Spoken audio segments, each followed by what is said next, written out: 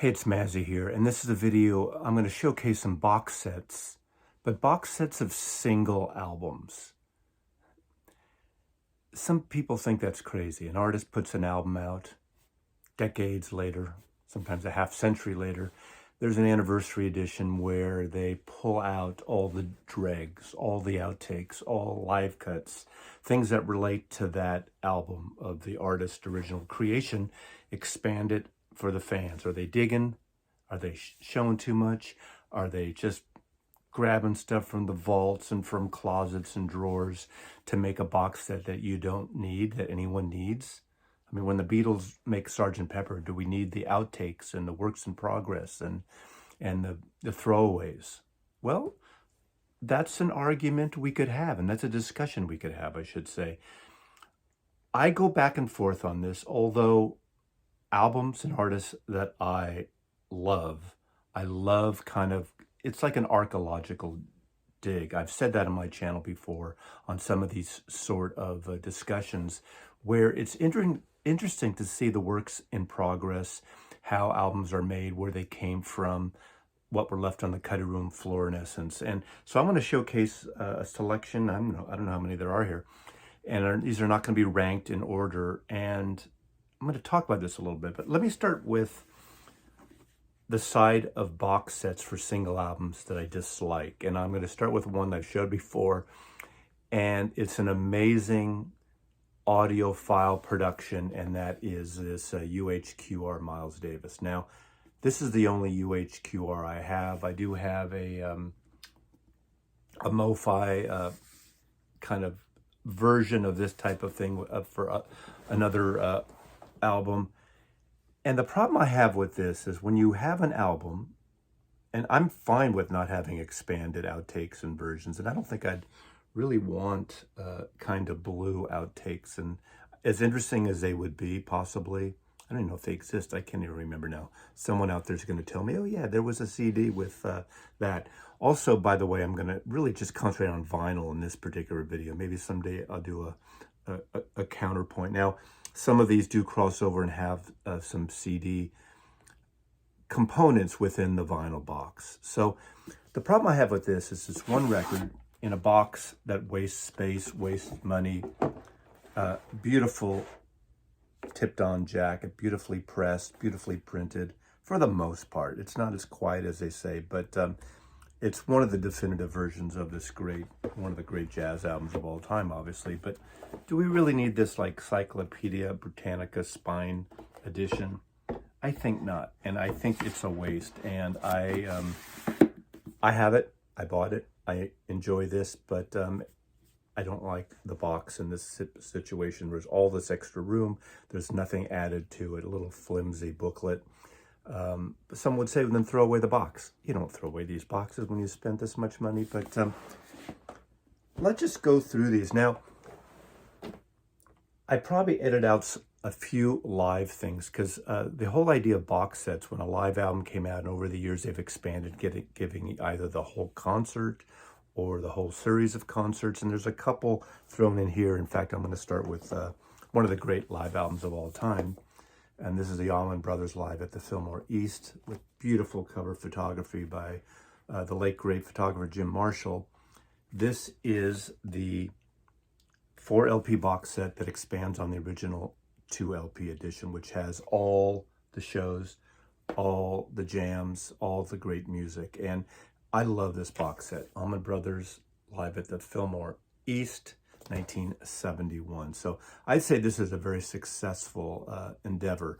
And this is where, this is a little different take on my original concept here, because they're not taking outtakes. They're just taking some live tracks that were not edited down for the vinyl heyday, when 2 LPs was enough.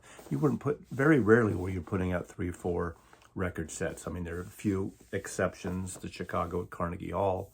I'm sure there's others I can't think of right now. But now, during the CD era, that's when this whole concept really got going with archives, the archives.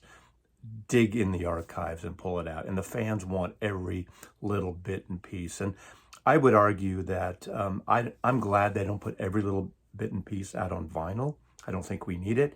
Maybe there'll be a time when the Beatles, the Springsteens of the world, those kind of artists, the legacy artists, and some are doing that, some indie artists too, are putting online downloads of outtakes and more vast things. I think in reality, that's a place for all the extras for the most part.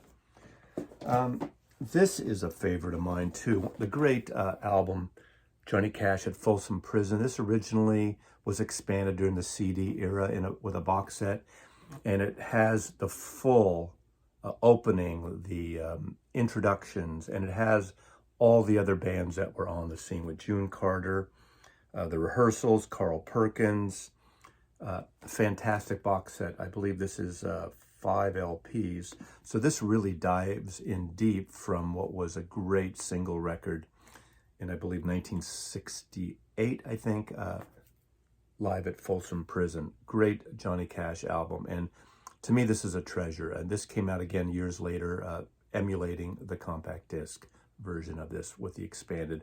And it's great hearing the whole show, the introductions from the warden and Johnny Cash's in-between banter and the rest of the artists who were on this great bill at Folsom Prison. Here's one that is one of the hybrids I was talking about. And one could argue, do you need a box set for a cult album? No Other by Gene Clark, obviously the original member of the Byrds, great folk singer in his own right. Died way too young. Incredible album, No Other, that really kind of bombed in its heyday. Well, what's great about this, it has the full album here, obviously, as is. It's got a wonderful book and archive, which has detailed photographs, detailed recording details, and artwork on the creation of this outrageous album cover that didn't fit in our perceptions of who Gene Clark was. 2 flexi discs,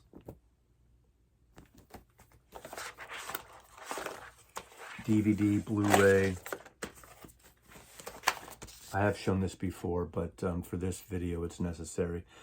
A great, this is on 4AD, by the way. This is reissued on 4AD. The original album was on Asylum, and it's the record that Asylum president, creator David Geffen just had a rough time with. It went over budget, didn't really sell.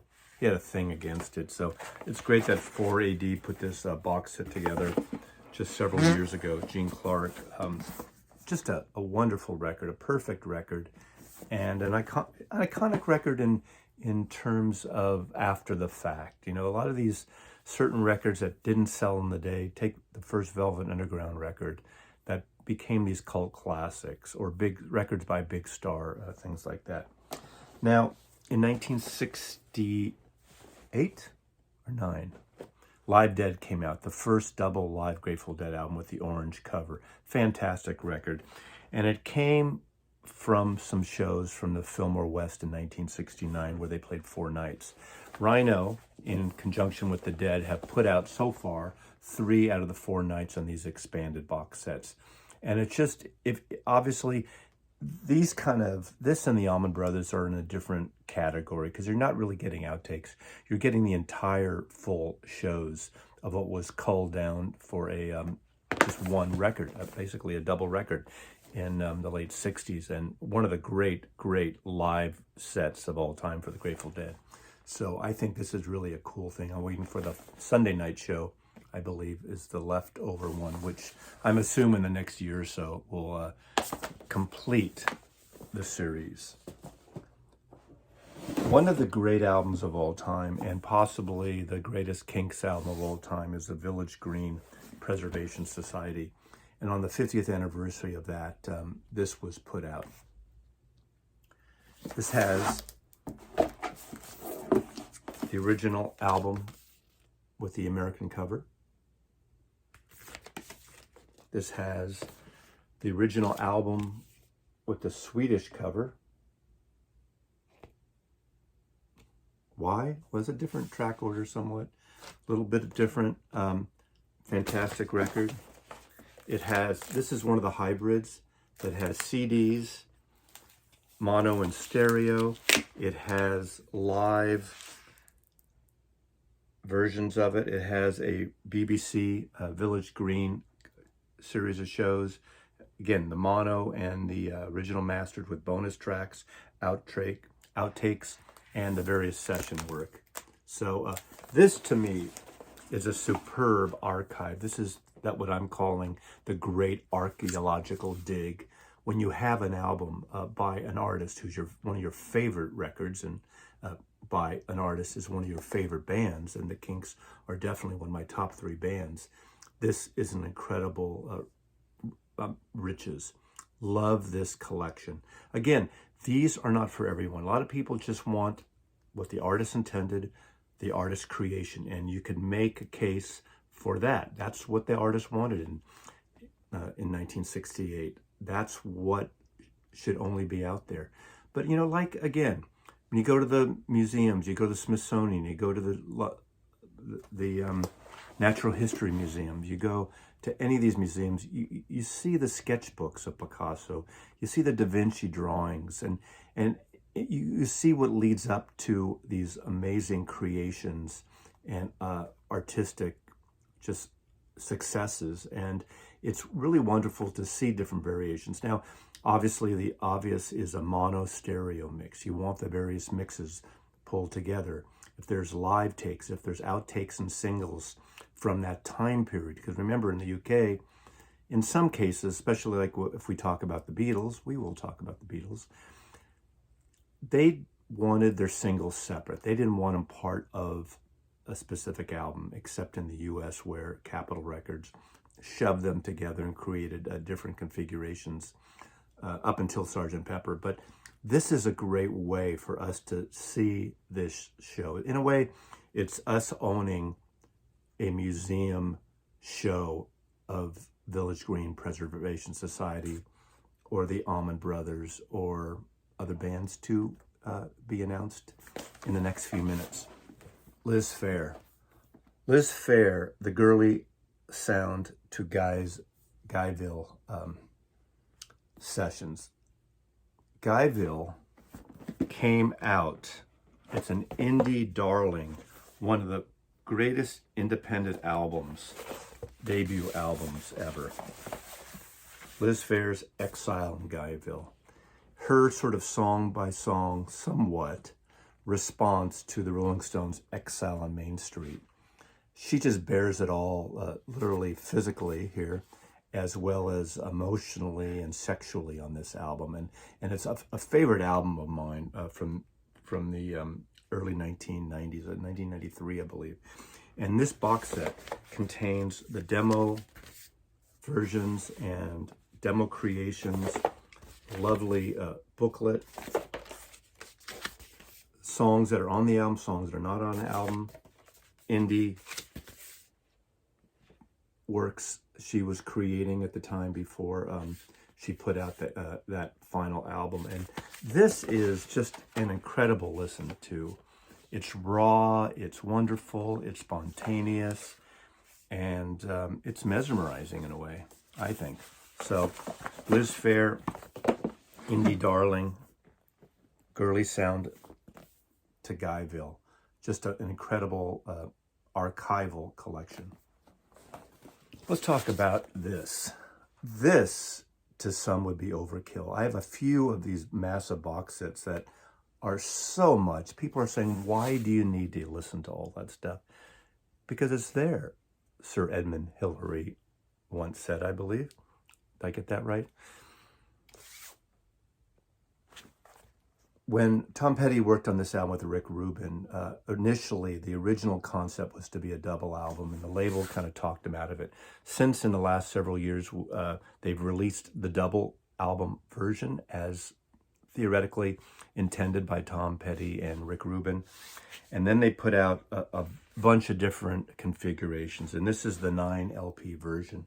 And not only does this have Wildflowers, it has all the rest, all the other songs recorded during these sessions, the home recordings, which were the demos that he was working on, that he brought to the sessions, and Wildflower Live, and alternative versions of the song in this beautifully designed, literally an archival style folio, which is reminiscent of 78 folios. And it's just a perfect collection. It's a wonderful Overkill collection, but it's great to dive into this music and discover the creations of it. Again, not to replace the original album, which on its own is a fantastic album, like the Kinks and like the Grateful Dead and Gene Clark, and this Tom Petty is one of the best that I'm going to show today, in my opinion.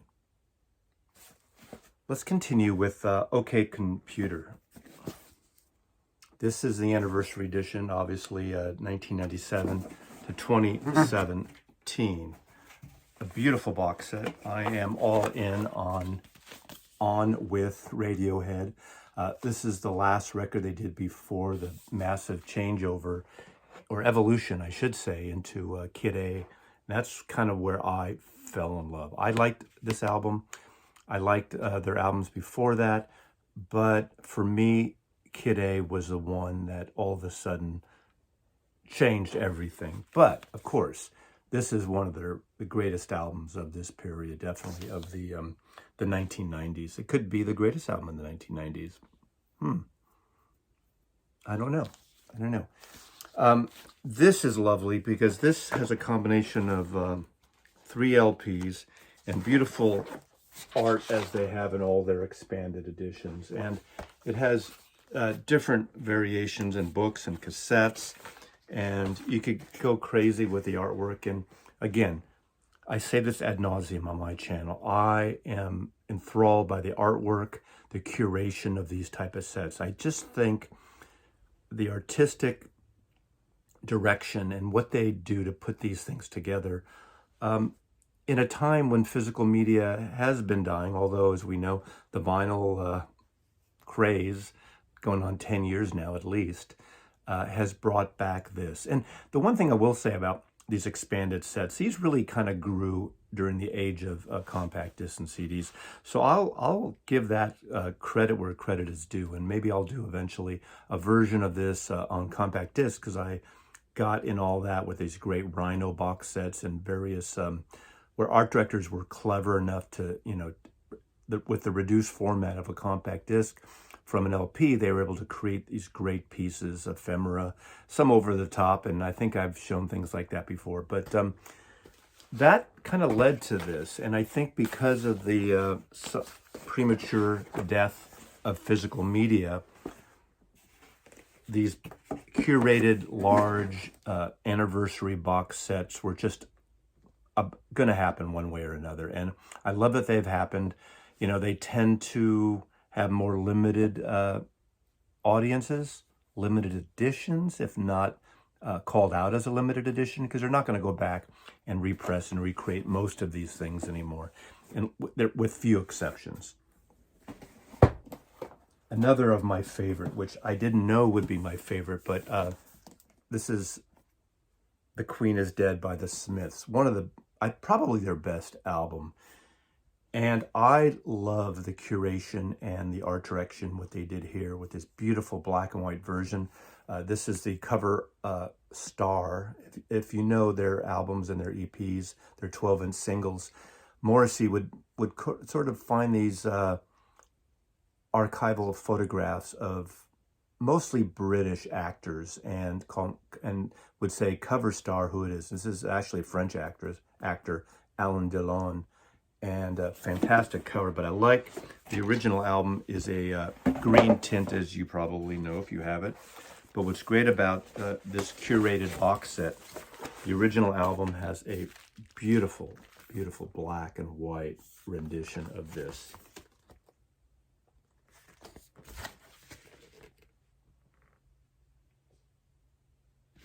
So we got this. This is the 2017 remaster version of the record. We have another double album of original recordings, additional recordings, according to this, with a different frame from the film with Alain Delon. And it has full versions and demo versions of all the songs you know on the album. Frankly, Mr. Shankly, Cemetery Gates, Big Mouth Strikes Again. One of my favorites, and I just laugh every time. Some Girls Are Bigger Than Others. And a beautiful Sleep, a single version, different mixes on that.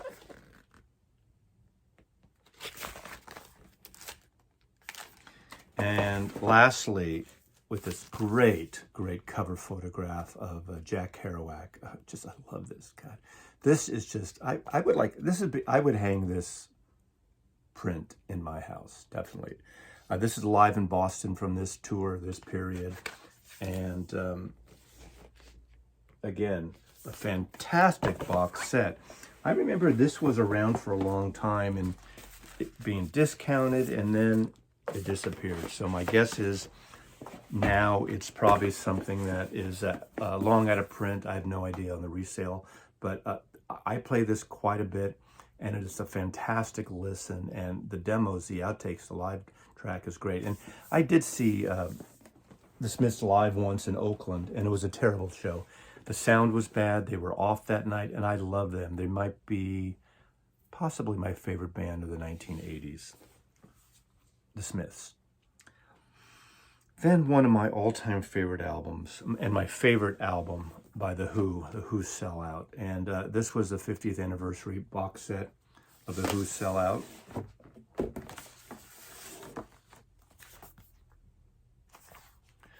Has this amazing book. Now, this is one that I almost wasn't going to show because this is compact discs, but I just wanted to show this because it's a fantastic album. They did do a vinyl, not quite as expansive as this. This has both the mono and the stereo, and Pete Townshend's demos, and a disc called The Road to Tommy. So I'm kind of cheating and bending my own rules because I think this is a fantastic album. I do not have the separate vinyl version of this because I have so many great vinyl versions. So I went all in on this box set of the compact discs. And what's great about The Who, and what's great is I'm a big fan of the series of outtake demos that Pete Townsend has released, the Scoop series, and having his demo things are just sublime. He was one of the first rock and rollers in the UK to build a studio, home studio. I think he told McCartney he should do it, and other artists, but he had this great house in London that he just recently sold that had a studio downstairs, and he was the first one that went all in on home recording and did these really elaborate demos that in some cases are more interesting than Who versions later on. The whole Lifehouse series he did that became Who's Next and beyond. And I think there's going to probably be a Who's Next anniversary edition as well coming soon, is my guess. This next one isn't quite a box set, but I wanted to show it. It's more of a folio, a gatefold. And this is Elliott Smith's self-titled album, which is such a beautiful album. And his discography is haunting, obviously, since his death and the tragedy of his death, and a little bit of a mystery, I guess. Who kills himself by stabbing themselves with a knife? Now, obviously, I'm not a conspiracy theorist, and apparently that's what he did. But this was his second album, self-titled album. And what I love about this is a beautiful album. And this album, I believe, came out in 1994, I'm thinking. Let's see here, 1995. And in 94, he played an early show in Portland, and that's what makes up the second disc here. So there's a live show as well as the main album, again, with a lovely book of photographs and lyrics. And this is the one that's a little different, not obviously a box set, but a folio. And I just wanted to show it to bring someone, kind of, we're talking like 1995 as contemporary. I mean, because when you get to be a certain age, the 90s are contemporary, maybe for you youngsters. But this is a fantastic album anyway. And this was a great collection to have. Let's talk about the Beatles, because I like to talk about the Beatles. Archivally, the Beatles have done 50th anniversaries for Sgt. Pepper, the White Album, Abbey Road, and Let It Be. And the majority of the box sets, the larger box sets, have been these compact disc, Blu-ray, 5.1 configurations, which are wonderful. I love all the outtakes. But they have done somewhat reduced versions for vinyl. And the vinyl, as far as I recall right now, obviously does not include everything that's on those CD sets. So you got the White Album. And what's great about this is 4 LPs. You got the remix, the Giles Martin remix of the White Album, so the double album. And Esher is where George Harrison's house was, where the Beatles actually recorded some really wonderful demos of a lot of the songs for this album.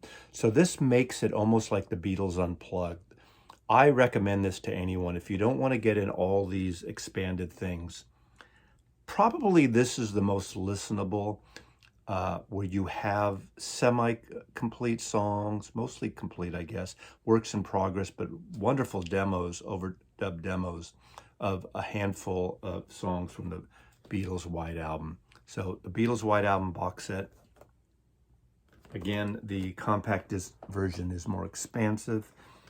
We got Abbey Road, and of course, Abbey Road and Let It Be, there's going to be a lot of crossover because, as you know, if you've seen the recent Get Back documentaries, they were working on what would be Let It Be. But there's some overlap between the songs here because then they stopped, went back in the studio a few months later and recorded, which actually their final recorded album, Abbey Road, but Let It Be was released afterwards. And both these have works in progress, outtakes, different versions, songs that were never released at the time, a couple songs that later Paul and John, in a way with Jealous Guy, different lyrics, and George would put on subsequent albums of their own. I'm fine with them curating this and not putting everything on a vinyl record. I think that should be they should curate it so it is listenable. If you want to dig deep and go online and download things later, that would be great. You want to get crazy? See in the corner there?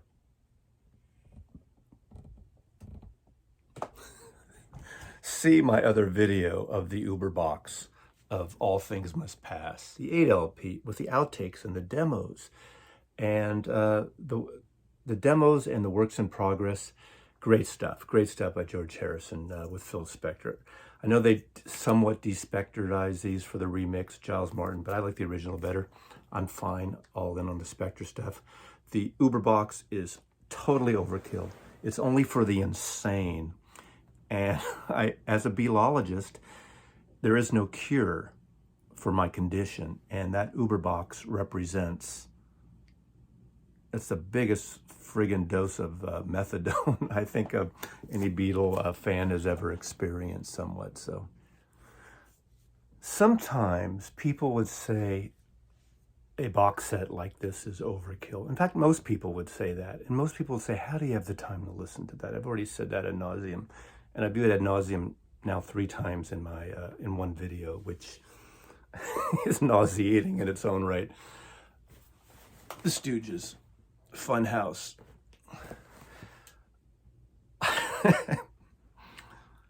I love this record. Just psychedelic punk, intense. This is everything. This is the tape. This is the limited edition Rhino setup. This is 15 LPs, including the original album. It does have a version of it on 45 RPM that makes the original album 2 LPs.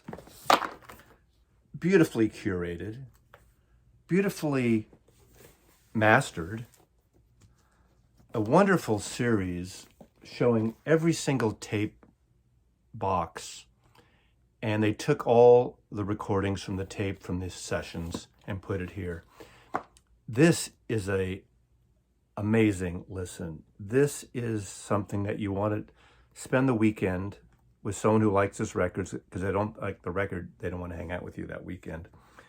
And going through every bit of conversation and music and recording, and it's such a wonderful, wild ride.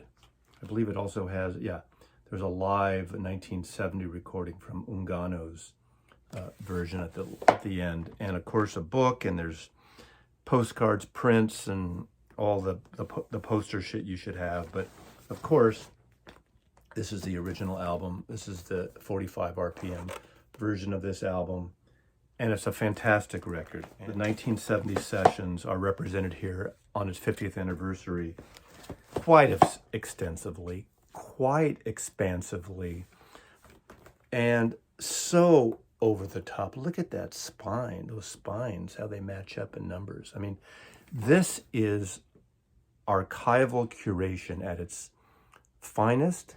This is archival curation over the top that most people would say, like, what the hell? Who wants that stuff? Well, this did sell out. So the 50th anniversary, and 1,970 copies were printed and went out of print.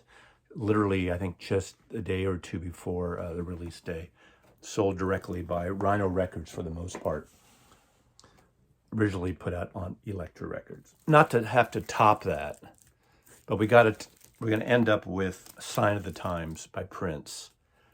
My favorite Prince album by far. I love Prince. The thing about Prince, he would do these fully realized recordings. So for the most part, you're not getting just rough demos and throwaway things. He has a massive archive. He is more prolific than any artist I could realize. Now, an artist I didn't show here, obviously, is Bob Dylan. And Bob Dylan's done these series of basement tapes, and I could take albums that people hated at the time, like Self-Portrait, and it kind of, you reevaluate it when you hear the bootleg series of that. But a lot of his bootleg series are from several albums together. I would probably pick the Cutting Edge, if I had to pick one, which represents 3 records. That sweet spot of 1965, 1966 Bob Dylan records. Those 3 records that came out, I believe, in an 18-month period, which are absolutely mind-blowing that he did those at that time. Like a lot of the 60s artists and even 70s artists. But the 60s, they kept putting out a high quality of work. And but I didn't feel that there's like a box set that really represents one album quite as much. But I highly recommend those bootleg series, The Blood in the Tracks, More Blood, More Tracks, so on. But that's for another video. But this, Sign of the Times, prolific. He had his own studio, which I actually visited, Paisley Park, a year after he died, at, 40 minutes outside of Minneapolis. And it was a fantastic tour, bittersweet, obviously, but seeing the recording studios and the venue where you'd have live weekend shows, and just, it's almost like an industrial biotech campus. And he lived there, and this is amazing. This has fully realized works, songs, not just jams and blitz and parts and pieces and things you don't give a shit about. I could pull out any record from this set, and it's a fantastic listen. Of course, it has the obligatory wonderful book.